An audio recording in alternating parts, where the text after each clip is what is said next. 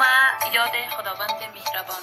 صفحه دیگری از جنگ اسرائیل و ایران.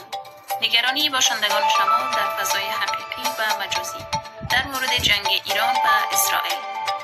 با من گزارشگر اخبار شمال. مردم صفحات شمال در فضای حقیقی و مجازی واکنش‌های راجع به جنگ ایران و اسرائیل داشتند. جنگ ایران و اسرائیل با شلیک موشک‌های اسرائیل و ایران در صبحگاه روز جمعه آغاز شد. در این حملات که افراد غیر نظامی، خانواده‌ها، اطفال و زنان هدف قرار گرفتند. در حدود 22 نفر از افراد مهم علمی، نظامی و سیاسی ایران نیز شهید شدند. جمهوری اسلامی ایران هم بلافاصله همان روز حملات دفاعی خود را بر شهرهای مختلف به ویژه تل‌آویو آغاز کرد. از آن روز 4 روز می‌گذرد و حملات شدید هر دو طرف بر همدیگر هنوز هم جریان دارد. ایران و اسرائیل وارد اساس‌ترین قسمتی از روابط خود شدند.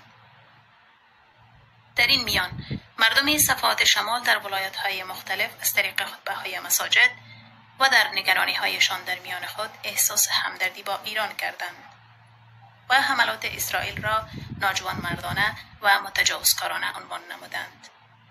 مردم در جماعت‌ها برای موفقیت جمهوری اسلامی ایران و فلسطینیان دعا کردند.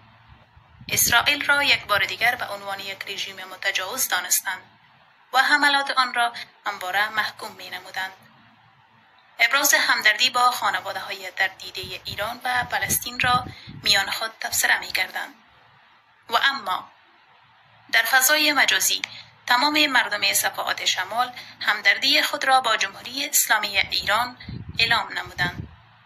خواستار توقف حملات متجاوزکارانه اسرائیل شدند. از آن میان بعضی از کاربران را اینجا به خوانش می‌گیریم.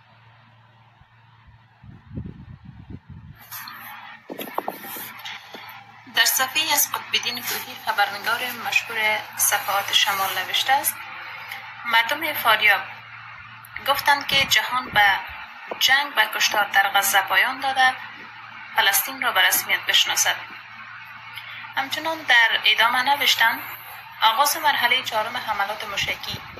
دقایق پیش مرحله 4 حملات موشکی ایران آغاز و چندین موشک در اهدافی در اسرائیل اصابت کرده است.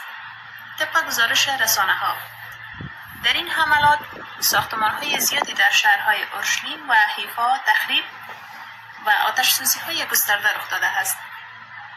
خبرنگار العربیه گفته است موشک‌ها در 4 مکان از جمله یک سایت اساس به طور مستقیم سقوط یعنی اصابت کرده است. کاربر دیگه ما به اسم سالم اشکانی نوشتند حال به همت صعود نظاره‌گر است. این را به یقین و اطمینان کامل میگویم که این وضعیت بالای آل به همت صعود آمدنی است. همچنان کاربر دیگری به اسم غلامصفی رحمت اغلی نوشتند انا لله و انا الیه راجعون، روحشان شاد و یادشان گرامی باد. البته نوشتهشان در رابطه به افراد کلیدی و مهمی که در ایران به شهادت رسیده بودند.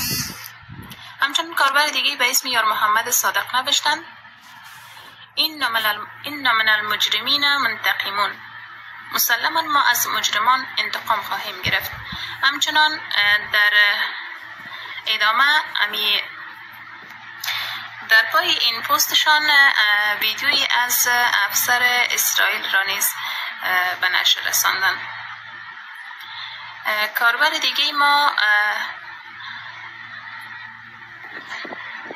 دیگه ما اشتک ایران پایدار باد را به کار بردن نوشتند پاکستان در سیاست اعلامی خود گفته بود با تمام وجود در کنار جمهوری اسلامی ایران است و در سیاست اعمالی خود مرزش را می‌بندد.